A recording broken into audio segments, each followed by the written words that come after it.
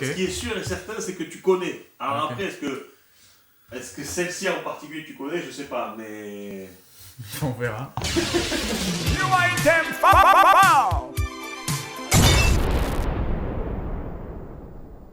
Bonjour à tous. Salut à tous. Heureux de vous retrouver pour cette nouvelle vidéo.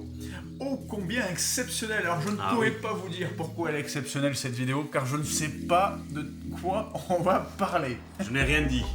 Je n'ai rien dit, j'ai gardé le secret. It's story time. Il m'est arrivé un truc de fou. Ouais. Du coup, semaine dernière, mercredi dernier, rendez-vous chez le dentiste, c'est classique, c'est désagréable, hein, comme d'hab. Par contre, je profite d'être au centre-ville pour m'arrêter au cage du coin. Jusque-là, rien d'exceptionnel, je me bats dans les rayons et je trouve 3 objets. Un DVD Dragon Ball, 2 jeux PS3. Le jeu PS3, MotorStorm Pacific Rift et Sega Rally, donc je veux du tranquille, du chill. Voilà, exactement. Je rentre chez moi, je teste les 2 jeux, patatras, les 2, aucun qui fonctionne. Là, pour le coup, dur, obligé de repartir au centre-ville. J'y retourne, j'explique le problème, ça bataille un petit peu, tu t'en doutes, parce que 2 jeux qui marchent pas, voilà. Et du coup, ils demandent de tester les jeux, donc ils vont chercher une PS3, ils vont tester les jeux, ça ne marche pas, le patron arrive, il me demande effectivement il regarde sur internet, apparemment il faut réinitialiser la PS3 pour que les jeux marchent, ils le font devant moi et ça ne marche toujours pas. Je te raconte ça, ça va vite, mais en réalité ça dure assez longtemps. Et quand du coup ils s'aperçoivent que les jeux donc, ne marchent pas et ils sont ok pour me rembourser, ils me demandent de repartir à la caisse pour effectivement avoir le remboursement. Et je retraverse donc tout le magasin pour me diriger à la caisse, et là je passe dans le rayon rétro gaming, et là je la vois, elle est là. Elle est là. Elle est là. Elle m'éblouit. C'est au féminin donc. Oui. Enfin, pour moi c'est du féminin. Certains vous diront que c'est du masculin. Pour moi c'est du féminin. D'accord. Et donc du coup, je suis surpris. Il dit, ah oui, on l'a rentrée ce matin. Je dis, vous l'avez pas ce matin? Oui, on l'a rentrée ce matin, mais on l'a fait belle en fait. On l'a nettoyée avant de la mettre en vitrine. Donc le prix il est indécent, hein, on n'en parle pas. Je montre quand même un certain intérêt pour la bête. Le patron voit que je suis intéressé, il me dit qu'en 17 ans de cash, il ne l'a jamais vue, il ne l'a jamais rentrée. Donc je demande de la sortir de la vitrine, je la regarde. Là, il y a un commercial, le vendeur qui commence à me dire, là on peut faire du 3-4 fois sans frais. Il me dit, monsieur, on peut vous la mettre de côté 24 heures, vous inquiétez pas, on va déduire les jeux que vous nous avez ramenés. Bref, il donne tout. Je viens juste de tomber sur un produit en or. Certainement la plus belle offre que j'ai vue au cours des 6 derniers mois. Ils me disent qu'ils l'ont toujours pas mis sur les réseaux sociaux. D'accord, ok. Donc voilà, du coup je décide donc de la prendre. De la prendre parce qu'il y avait trop de pression, et pour l'anecdote, un couple, pendant que je réfléchissais, il y a un couple qui est arrivé et apparemment le mec il savait ce que c'était. Oh, ça c'est super rare à sa copine. Sa copine elle ne la connaissait pas. Par contre sa copine avait vu que je l'avais vue là. Et quand je dis je la prends, elle me dit je le savais que vous alliez la prendre. Apparemment j'étais trahi. J'étais trahi. Mais non. Elle est là devant nous, c'est ça. Mais sous un drap. J'ai mis un drap pour justement que mon frère voilà. Comme une œuvre d'art. Voilà, on va dévoiler. Vous savez, la statue à l'inauguration. Je pense qu'on n'est pas loin de l'œuvre d'art. Alors je vais commencer par des petits indices. Et comme ça vous allez essayer de deviner, et mon frère aussi va essayer de deviner. Donc premier indice, c'est une console effectivement. C'est une pas de mystère, qui est sortie en décembre, je vais écrire décembre 2001. Décembre 2001, d'accord. Tu vois, donc on est vraiment début des années 2000. Donc je peux connaître. Voilà. Ça me va. Attention, c'est une console qui n'est sortie malheureusement que au Japon. D'accord. Déjà, je pense qu'il y en a quelques-uns qui doivent savoir plus ou moins où on va, mais ce n'est sorti qu'au Japon, d'où la rareté de la chose. Effectivement, c'est une console qui a été produite à très très peu d'exemplaires, puisque ça n'a pas marché. D'accord. Ça n'a pas marché, malgré, vous allez voir toutes les qualités, ça n'a pas marché. Donc 100 000 exemplaires. Alors, je te pose des questions, tu réponds par oui ou par non. Vas-y. Elle a eu un succès presque posthume, quoi. A posteriori, quoi. Oui. Elle est recherchée cette console. Elle est recherchée. Elle est recherchée par la rareté en fait. Par la rareté. Juste par sa rareté. La beauté. Parce que si on y joue, c'est pas ouf. Ah non, si, c'est une super console. Alors qu'est-ce qui s'est passé? Elle a trouvé son C'était succès. trop cher. C'était trop cher. C'était trop cher, effectivement. Donc si c'est trop cher, c'est qu'il y a des accessoires.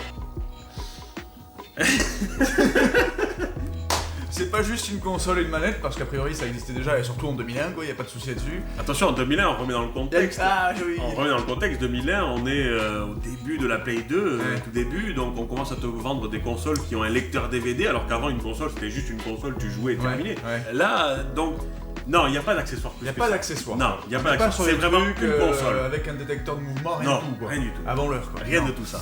Est-ce que... elle est à CD, du coup? Elle est à CD. On est en CD. Tout à fait. Ok.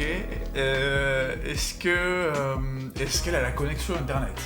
Est-ce que c'est pas ça? Elle aussi aurait pu l'avoir. Elle aurait pu l'avoir. Elle aurait pu l'avoir et elle peut l'avoir, même si aujourd'hui je pense que les serveurs sont down parce que c'est vieux. Mais oui, elle aurait pu, alors pas se connecter à internet, mais en tout cas jouer en réseau. Jouer en réseau, c'était possible. D'accord. Dans 2001, on est époque Dreamcast aussi, rappelez-vous, Dreamcast. Ouais, il y a la Dreamcast, il y a le début de la Play 2. la Play 2, la GameCube au Japon, la Xbox aussi. et la Nintendo 64 qui est sur arrive la à la fin. fin. Qui est sur la fin. Bon. Donc Nintendo a une console, mais qui arrive sur la fin, c'est peut-être eux qui doivent sortir la nouvelle.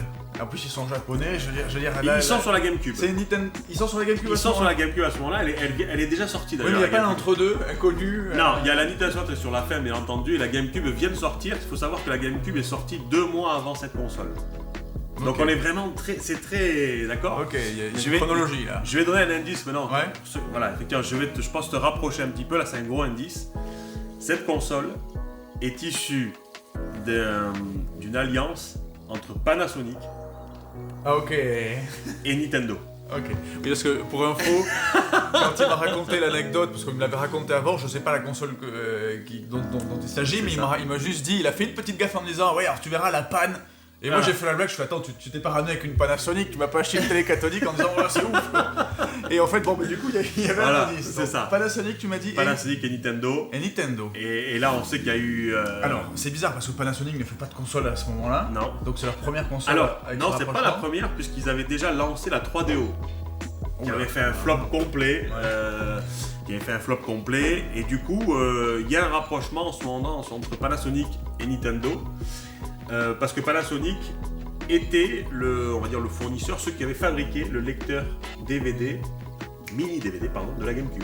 D'accord. Lecteur mini DVD de la donc GameCube, ils sont c'était Panasonic qui l'avait ok. fabriqué pour Nintendo. Donc après ça, le rapprochement continue sur la GameCube quoi. En fait, de par le fait que Panasonic était le fabricant du lecteur mini DVD de la GameCube, Nintendo a autorisé la commercialisation de ça à Panasonic. Ils ont dit, Donc potentiellement carte blanche. une console concurrente quoi. Pas forcément concurrente. Ah, elle est vraiment estampillée Nintendo. On va regarder ce que c'est. Alors- Parce que oui, effectivement, c'est une Nintendo. Et c'est une licence. Ah, c'est une Nintendo. C'est une Nintendo. Et c'est une licence. Est-ce qu'il y a la truc, elle a une édition, c'est une version, je sais pas, d'un Mario, c'est- Pokémon. Je vais faire ça. Non, pas du tout. Non. Je vais arrêter le suspense parce que je pense qu'il y en a qui ont déjà trouvé. Ouais. C'est l'action luxe de la GameCube. C'est une GameCube Panasonic. Et il y en a 100 000 dans le monde. C'est une dinguerie. Bon, voilà ce que c'est. Ça. Mais je l'ai jamais trouvé, et surtout que j'aurais vu ça en vitrine, jamais j'aurais dit ouais c'est un lecteur CD. C'est ça. CD, On quoi. peut pas deviner, mais si on connaît pas, on peut pas deviner. Par contre, on peut juste reconnaître que l'objet est magnifique. Ah oui, Parce qu'on est en 2000. Ouais. Imagine, t'as ça dans ton salon début des années 2000. C'est incroyable. Ah oui, il y a quand même le logo GameCube. Il y a le logo GameCube, bien sûr. Ok. C'est une GameCube, mais fait par Panasonic. En fait, Nintendo a autorisé Panasonic à faire sa GameCube. Et D'accord. voilà ce que aurait dû être pour moi, je pense, la GameCube que tout le monde aurait dû avoir, quoi. Ouais. Parce que clairement, quand vous voyez ça, vous avez plus envie d'avoir la GameCube jouée, on va l'appeler comme ça. C'est la version ultra haut de gamme. Ah je sais pas ça. Ah, c'est vrai que la GameCube elle a son charme dans le côté joué, on est d'accord. Ouais. Mais ça, franchement, je sais pas. On dirait une Shanifi, hein. On va la découvrir. On va la découvrir. Je vais en parler un petit peu. Ouais. Donc, premièrement, effectivement, comme vous pouvez le voir ici, les ports manettes GameCube traditionnels. Ouais, ok. Donc là, n'importe quelle manette GameCube fonctionne. D'ailleurs, Panasonic, pour le coup, sont restés assez classiques sur la manette. Regardez, manette GameCube normale, Ah ouais. mais juste avec écrit Panasonic. Ok. Le gris est d'ailleurs un peu fadasse, hein. On aurait aimé un gris un peu plus peut-être pétard, à l'image de la console qui est hyper flashy. Et qui est chromé en plus. Quoi. C'est un Une miroir. manette carrément. chromée, t'imagines? Ouais, c'est ça. En fait, devant, c'est carrément un effet miroir. C'est un miroir qu'il y a devant. Hein. Si tu regardes dedans, tu te vois à l'intérieur. Oui. C'est miroir. Hein. Ah, c'est miroir, c'est pas c'est chromé, miroir. quoi. Non, D'accord, c'est ok. miroir. Ah ouais. Et la console après est en acier inoxydable, je crois que c'est quelque chose comme ça. C'est du très très haut de gamme au niveau de la confection et des matériaux utilisés. Ensuite, donc on a vu là effectivement les ports manettes. Ouais. Là, elle est débranchée, vous en doutez. On fera une incrustation, mais quand vous l'allumez, les ports manettes s'illuminent. Ah, Petite ok. LED bleue à Bleu. l'intérieur, magnifique. D'ailleurs, Un peu hein. comme ça, effectivement, mais pour les ports manettes. Ok. Alors par contre, je vois qu'il y a le logo DVD là. La console lit les lecteurs Alors oui, enfin, lit les DVD. effectivement, c'est la particularité de cette cube de Panasonic, c'était qu'effectivement c'était une GameCube, mais qui en plus lit les DVD. D'accord. Donc ok. du coup, contrairement à la GameCube qui avait un topper, Ouais. ici on va avoir un manche-disque à tiroir, Ok. un tiroir, qui va passer effectivement les DVD et les mini DVD de la GameCube. D'accord. D'accord. On y Ah, donc, rajoutera. on dit pas au revoir au mini DVD. Ah quoi. non, Les non. jeux sont quand Ah, même bien sur sûr, bien sûr. version C'est mini. une GameCube. Ok. Mais il y a C'est deux une moules GameCube. différents, un pour le Exactement, grand DVD. mais qui lie également les DVD. Ok. On a en plus ici un topper ici, qui quand on l'allume s'illumine avec une couleur un peu bleutée, Yes, ok. un petit message qui défile en anglais, c'est pas du jab, C'est pas du jab, en ok, anglais, ok. Hello GameCube Ah, stylé. ou Hello et après il dit si c'est le menu DVD. Petit bonus Vous avez- high-tech quoi. Exactement, mais c'est très joli. Hein. Hello. DVD CD. Read. Mais c'est très joli. Hein. C'est très joli. Une rangée de boutons ici pour justement piloter le lecteur DVD. D'ailleurs, dès que vous appuyez sur Play ou quoi, automatiquement ça switch de la GameCube au DVD. mode DVD, quoi. Exactement. Ok. Voilà.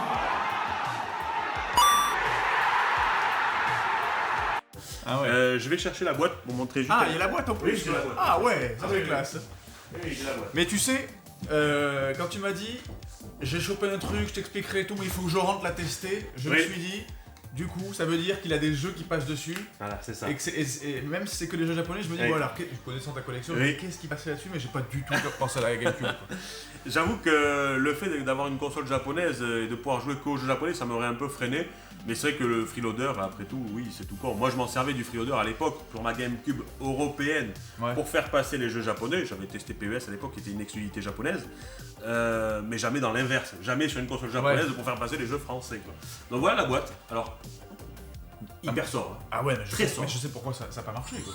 C'est C'est en te vend une chaîne IFI, quoi, pas Mais- une console. Quoi. Mais en fait, on voit un truc de luxe en fait, et du coup, c'est sobre quoi. Quand tu regardes bien, voilà pourquoi. En fait, la console s'appelle SL Ouais. GC10S.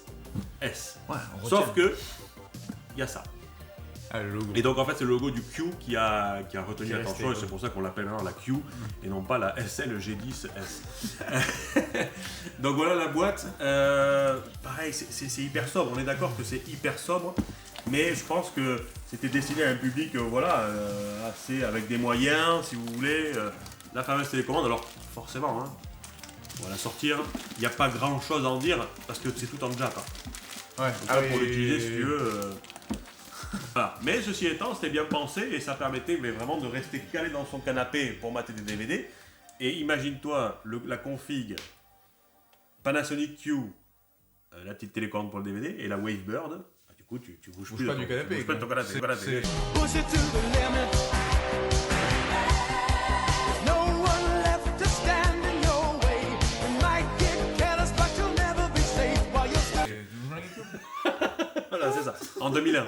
En 2001. 2001, Voilà, ouais. c'est ça, en 2001. Ouais. Voilà, On retrouve quand même le petit logo de la GameCube classique. Hein. Bien sûr, bien Il, est, sûr. il y est quand même hein, dessus. Hein. Il est là, vous voyez. Qu'on arrive à identifier quand même. Ah, bien sûr. Parce que bien moi, sûr. honnêtement, je vois ça dans une vitrine. Bon, alors déjà, je ne connais pas. Hein. Tu Mais en plus de ça, j'ai l'impression que c'est peut-être une contrefaçon, tu vois. Ouais, ouais, Donc, tout à fait, ouais, tu dirais que c'est bizarre et Il n'y a tout. pas Panasonic, mais ouais, c'est ça. on dirait que c'est bizarre. Quoi. C'est- Vraiment, oui, c'est oui. vraiment space, c'est ce qui fait d'ailleurs l'objet intéressant. C'est ça surtout. Et tu sais que c'est pas la première fois en plus, parce que pour l'anecdote, c'est pas la première fois qu'il y a un rapprochement de Nintendo avec un autre constructeur. Il faut savoir qu'à l'époque de la Nintendo, de la NES, la toute première, au Japon, ils s'étaient rapprochés de Sharp, la marque Sharp, pour faire une console tout en un. C'est-à-dire c'était une Famicom associé à la Disk System. Alors Disk System, c'est un peu obscur. C'est quelque chose qui n'est sorti pareil qu'au Japon. C'était une NES, mais qui n'utilisait pas les cartouches, mais qui utilisait un support disquette. C'était beaucoup moins cher les disquettes à l'époque que les cartouches. Et ça permettait du coup aux gens qui achetaient ça d'acheter des jeux après vraiment beaucoup moins cher que les cartouches d'origine. Et donc il y avait déjà eu un rapprochement entre Nintendo et Sharp pour faire cette console tout en un, la Twin Famicom, quelque chose comme ça. Ah ouais. Donc voilà, effectivement, c'est pas la première fois qu'il y a un rapprochement comme ça des deux marques. Voilà. Voilà un petit peu pour ce fameux achat. C'est craquage complet, clairement c'est craquage complet, mais moi honnêtement, vous le savez peut-être, je sais pas si j'en ai déjà parlé, mais moi la GameCube c'est une de mes consoles préférées. Oui, moi aussi. Et clairement ça c'est comme disaient les Anglais, Holy Grail, le Saint Graal, c'est ça. Le Saint Graal de tout collectionneur GameCube, clairement c'est the must have, quoi, clairement.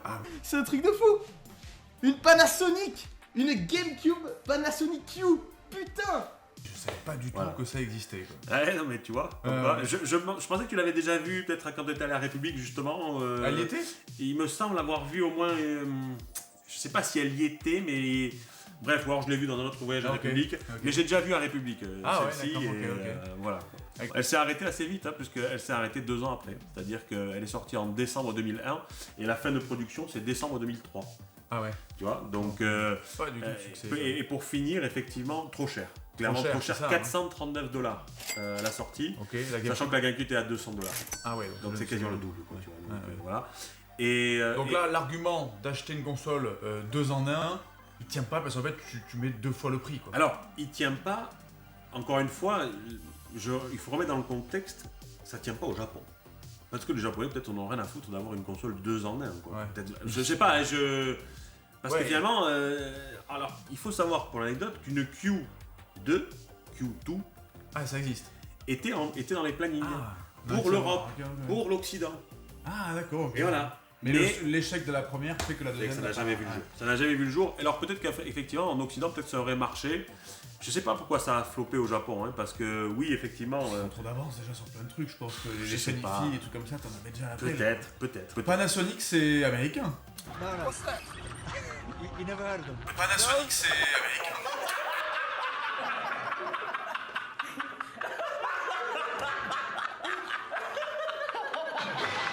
C'est japonais, ça appartient à Matsushita, donc je crois que c'est japonais.